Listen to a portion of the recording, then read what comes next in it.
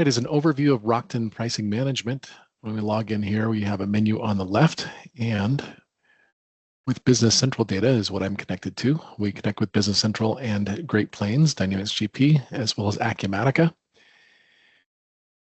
We basically copy information over from the ERP system, such as customers, their items, and the items, unit of measure schedules, currencies, and then GL accounts and locations and things like that. Along with the customers, we copy over their attributes, and those can be custom fields. They can be actual attributes or any custom field that you want. The attributes that you want to track can also be tracked just in RPM instead of over in the ERP system, and likewise for items as well. We also have document attributes. Document attributes have to be mapped to certain documents within the ERP system. And those are types of things that don't change and are not related specifically to a customer or an item. An example is a salesperson. When you are creating a document, you may have a salesperson that is tied to that document that made that sale. And so that is a document attribute. Likewise, the ship to, while there may be a default ship to on a customer, when you actually create a document for that customer, you might change the ship to address. So therefore, the ship to is tied to the document and not the customer or the item. Likewise with the location code, and due date, for instance, is another example that you may drive with your pricing.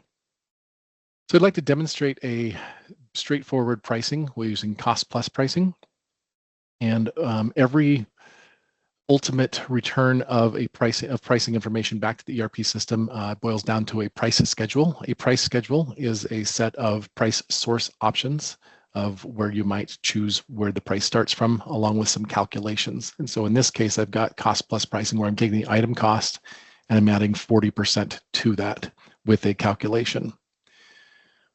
In this cost plus calculation, cost plus 40%, I'm making a percent adjustment of 40%. And in case you're wondering if you do percent margin, yes, you can do percent margin or percent adjustment. We handle both those as well as a wide variety of other calculation options. When we mark up the price, we definitely want to modify that unit price. So we check the box for modifying the unit price because the unit price needs to be modified. Why would you not want to do a unit price? Well, when we get to commissions, commissions don't typically modify the unit price. So that's a case where you'd want that off. RPM has the ability to track adjustments. And I have set up a GL account just called markup tracking. Normally, when you do cost plus 40%, you're not actually taking the markup amount and tracking that to a general ledger. But in my case, I'm going to just have it debit and credit so it zeroes out to a markup tracking so that I can actually see, hey, did the 40% calculation actually make it?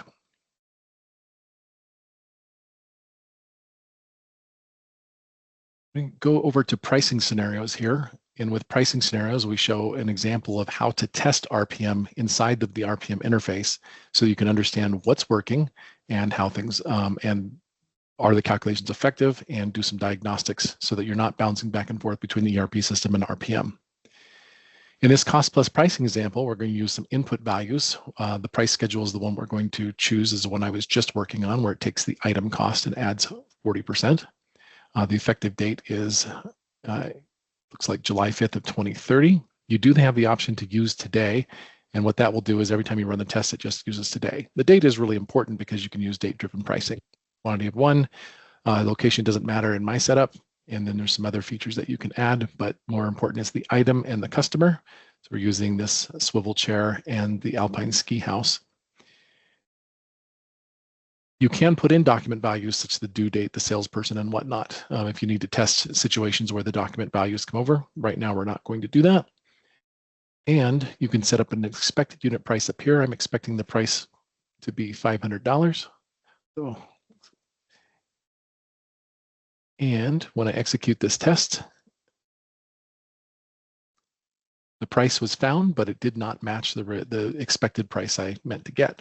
And that's because I put an expected unit price of $500, and yet the price coming back is $66.1640. The reality is that the expected unit price should have been $616.40. So I'll save that. And now we'll show that price is successfully found. You will see that the cost plus 40% calculation is $1890.40. And so that shows you that the 40% of the price was calculated. And that's the 40% of where you started from. You can also go through a diagnostic log and read in vivid detail how all that calculation stuff was made. We're going to skip that for now. And so there's a demonstration of how cost plus pricing can work in that given scenario. In our second scenario, which we're going to call simple test 1, I've set up a price schedule called customer price group 1, and it does not have any document values as well. It's looking at an airpot and a datum here. We're expecting 691208 is the expected unit price. And on the results tab, you can see all kinds of things going on. We are tracking that cost plus there of markup tracking, but we also have a rebate, a commission, and a regulatory fee. Notice that the rebate here is has a GL account of rebate expense and rebate payable, and it's 296.22. And then we have a generic salesperson commission of 207.36. Notice that the 207.36.24 is not rounded. We'll see that again in a minute in the calculation. And then the regulatory fee of 28 cents is being calculated as well. There's a lot going on here, but there are multiple price adjustments that can be tracked to any calculation that is done in RPM. And so you're not limited to a fixed number of discounts or rebates or fees or whatever you want to do. And so if you have a compounding types of discounts, you can have unlimited discounts and track each one individually if you'd like. And the tracking is optional. So if we go back to so we got a vendor rebate, commission, and regulatory fee. This is all on the customer price group 1 schedule. So let's take a look at that price schedule of customer price group 1. So that's also starting with item cost. We're going to do a vendor rebate of 6%. Notice that is before the cost plus of 40%. So we're actually calculating a rebate of 6% before we do the cost plus because the vendor rebate is based on the cost. You can rearrange the order that these price calculations fire, but this just shows some of the flexibility there. So the vendor rebate of 6% is a simple 6% adjustment, and we're tracking that to some general ledger here. It may be typical to filter this to certain items, and we can get the pricing filters later, but you can filter any of these adjustments to specific situations. Here's an example of my regulatory fee. A regulatory fee is 28 cents. It's a fixed adjustment.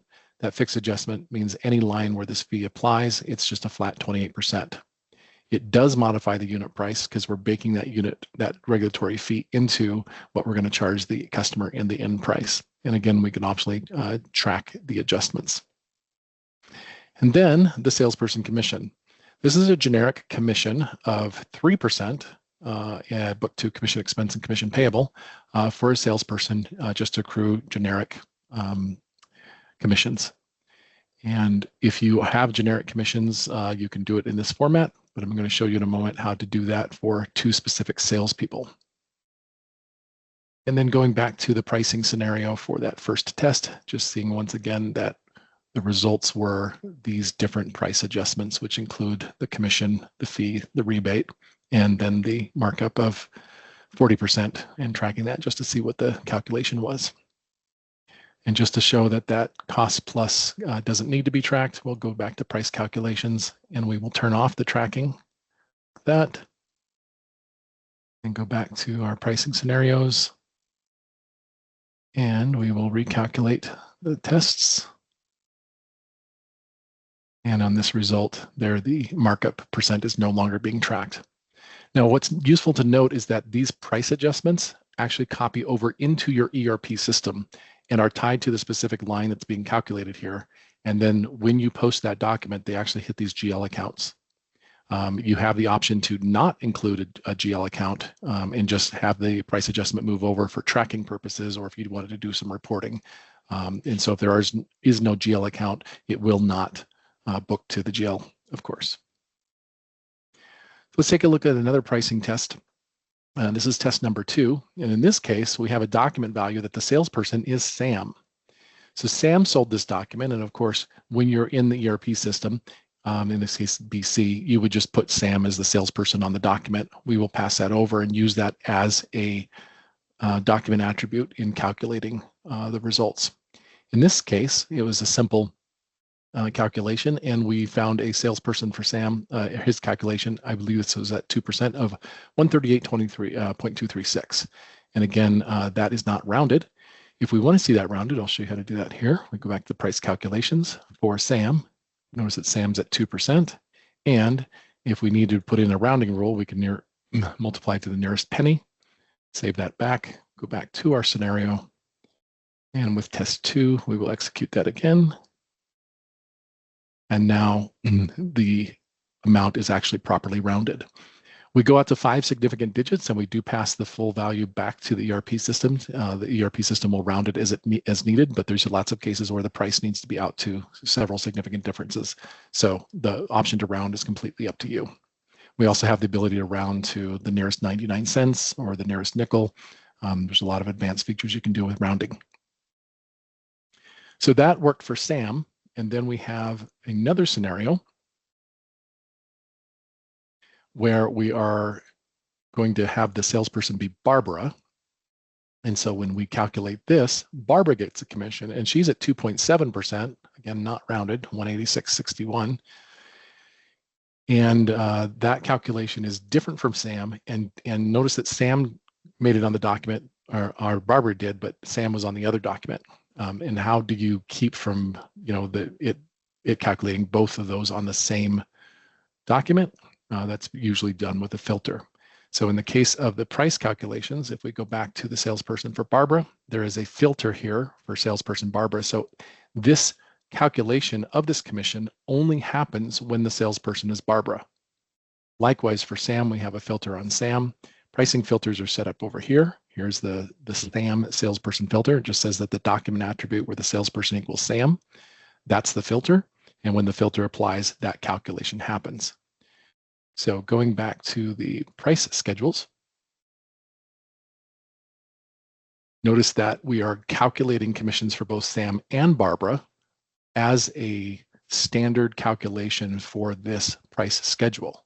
But again, because the SAM calculation is filtered, if the document being processed is not for Sam, that will be skipped because it's not for Sam. And if it's for Barbara, it will be calculated for Barbara. And of course, if you do this calculation for Mike, both Sam and Barbara will get skipped and there is no calculation for Mike. So it just moves on without hitting those. But in all those cases, the cost plus 40 still, because it's non-filtered, applies in all those cases. So there is the ability to have historical sales that are imported into your system. I don't have any loaded here, so that's not fun to look at. So with historical sales, you can import any type of past information, and we work with you to bring that over. So another feature to show is pricing conditions. Pricing conditions can be used in calculations, price calculations that kind of set up a rule or some information from the past that allows you to do things like buy one, get one free, or base things off of historical things. So if I set up a test pricing condition here, the filter, you can utilize a filter to say, what are the items, for instance, that you're going to have the condition filtered on. So if you have, for instance, I'm going to have 3 tires, get 1 free, then you would want the conditional pricing filter to be on tires, because that's going to set the condition. And you don't want that to be, say, on shoes. But if you have a pricing condition that's based on shoes and not tires, then you would want the pricing filter to be on shoes, or you don't need a filter, it is optional. And so this can apply it all the time. So we have the ability to calculate the condition based on existing quantities on the document or the document as a whole, and then on historical sales. And so if we choose historical sales, for instance, we can say that they have greater than, say, 500 units. This is in the base unit of measure and the quantity of sales.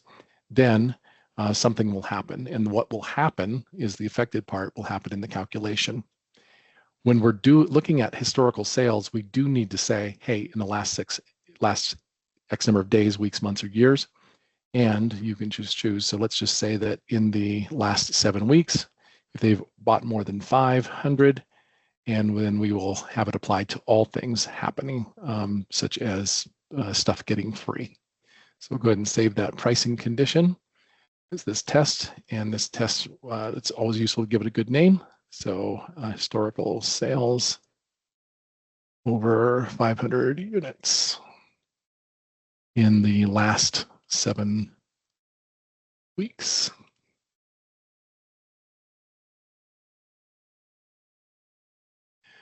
Once the condition is set up, we can go back to the price calculations here, and I will just take a look at this regulatory fee as an example. You can add a pricing condition here. The condition that we defined says if there's over 500 units in the last 7 weeks, much like a filter, if this applies, then this calculation will kick in and calculate based on that condition.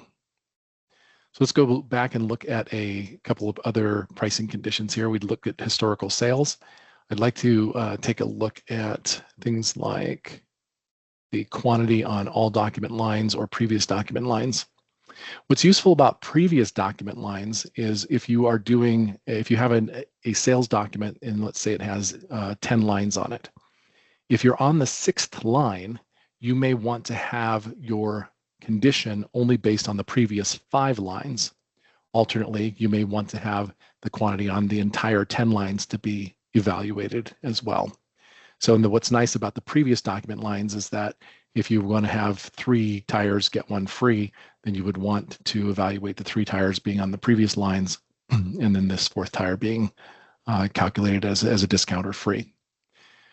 A great place for quantity on all document lines allows you to do things such as selling things in groups. So a conditional pricing filter could be, for instance, all shakes. If you sell milkshakes and they come in vanilla, strawberry, and vanilla, you could have a pricing filter that says all shakes are of any kind are part of the filter. And then as part of the quantity on all document lines, you can say, hey, if you bought more than, or I'm sorry, it should not be 10, it's greater than or equal to a quantity of 10, then all of your shakes are free.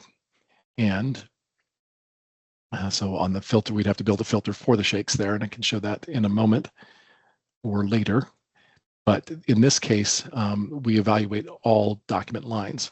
That means that when the first document line says 5 chocolate shakes are here, well, we haven't hit the 10, but we're going to go step aside and we're going to evaluate the whole document and see that, oh, on line 2, there are 5 vanilla shakes.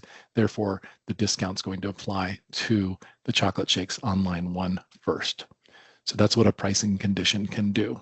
And likewise, if you want to discount, for instance, if you buy more than 10 shakes, the calculation itself would be the place where you'd set up the discount of 10%. And you can make that price calculation be filtered down to just shakes so that it only applies to shakes, but it can apply to a wide variety of things.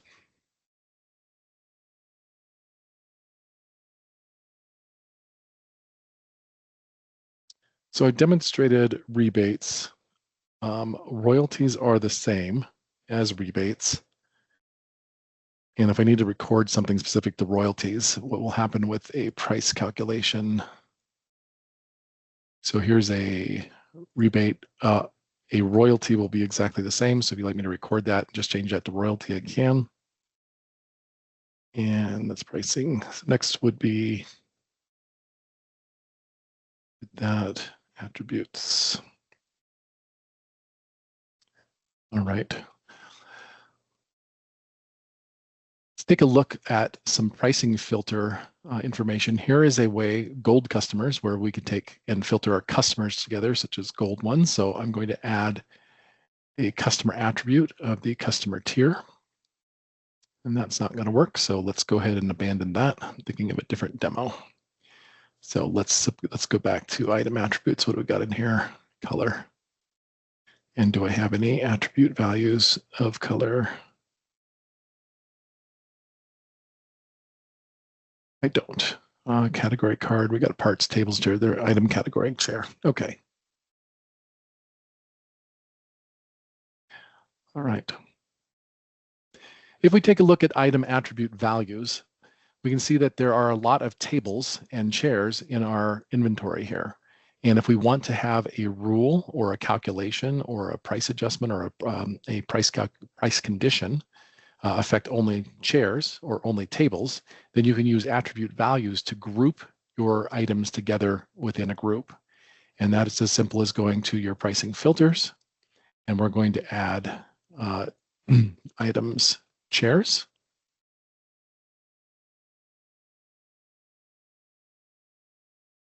We're going to add, that is an item attribute, and the attribute is going to be the item category code. and that is going to be chair.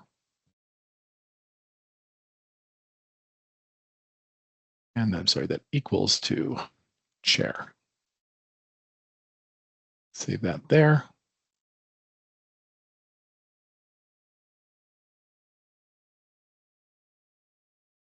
And if we want to see which items are in that filter, we can press that button. And these are, of course, just the chairs. So you can see if your filter was effective in filtering out exactly what you wanted to see. Now we can utilize that filter to apply to all chairs in any type of pricing scenario, be it a calculation, a condition, or a price book or price sheet. I'm now going to show you how to use commodities to do price calculations that utilize a factor that's being fed into a system, into RPM specifically, using DataSync. Typically what happens is you create a price book for your commodity pricing. And so let's say this is metals current pricing. Save that there. And you would have a price sheet. And this is metals pricing. And let's say that's on 7/5 of 25. This price sheet is a unique sheet that's inside of a book. It has a date, an effective date. And so we're going to have our effective date be 7/5 of 25 and the effective end 5/25.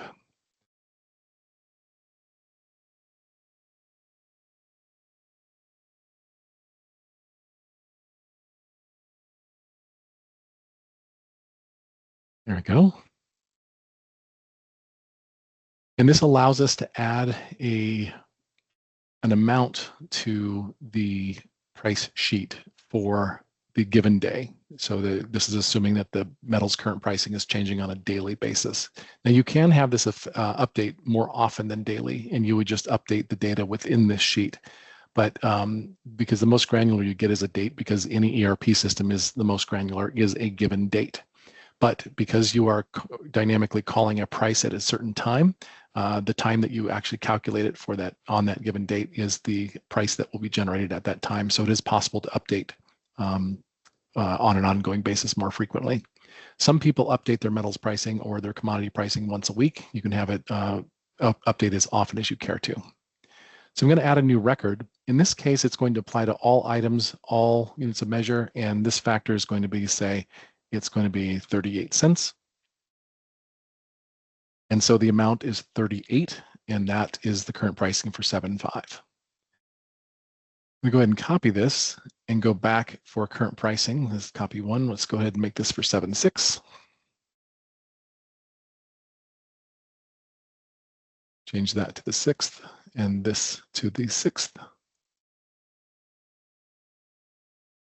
And now let's suppose that our price is now 0.339 cents. Save and close. So now we have a price book of our metals current pricing. It contains price sheets, and each sheet is driven by a different date, and it also can be driven by a different currency as well. We are multi-currency supported. And that allows every time that you call the pricing engine with a correct date, it will give that, it will look at the sheet with the correct value where the effective begin and end date are supplied and utilize that value in order to do the calculation. Now to use this commodity pricing, we will utilize a price calculation, and we will add a new commodity price markup. That price mode is going to be a fixed adjustment. And instead of typing in 0.38 or 0.39, that adjusts at different times.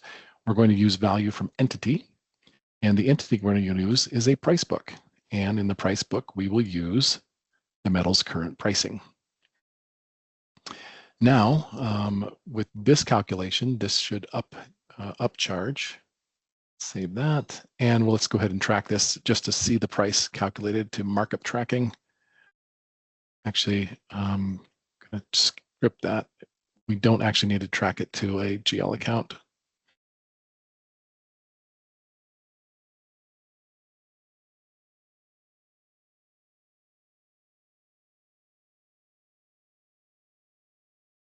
We can still track the adjustment there for commodity price markup. So we'll save that.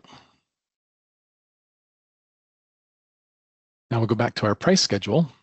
And this is cost plus pricing. With this one, we're now going to add that new calculation of the commodity price markup. And we will affect that there. And let's go back to our first pricing test scenario, cost plus pricing example. The standard result is 66.1640. And now I'm going to change the date because the input value was not in the range that mattered. It was 7/6 of 2025, where we had a date. Now if we save that and execute it, the results tab, notice that the price has changed. The price is no longer matching what we expect. And that is because there's a 39% markup on the commodity price because the date was effective. Now that's 39 cents. If we go back to here and we change this date from 7/6 to 7/5, that, and now the results, when we execute them, you should see 38 cents. And so it's pulling the commodity price from the correct day to demonstrate how it uses date-driven pricing in order to have a commodity price markup. We utilize data sync in order to get the commodity information into RPM, and a wide variety of choices there in data sync. Data sync relies on queues, maps, readers, and writers. We set up a reader that connects to an external system. That reader can bring things in, such as data on a daily basis, and then we use writers to write that information to somewhere inside of RPM where it can be useful. Now, in the case of commodities, it is possible to use commodities in a price book or sheet as we demonstrated. It can also work in attribute maps, in pricing calculations themselves, and a variety of other ways. So there's a lot of flexibility to RPM about how those can work, and we're flexible to help you set that up, whatever you may need.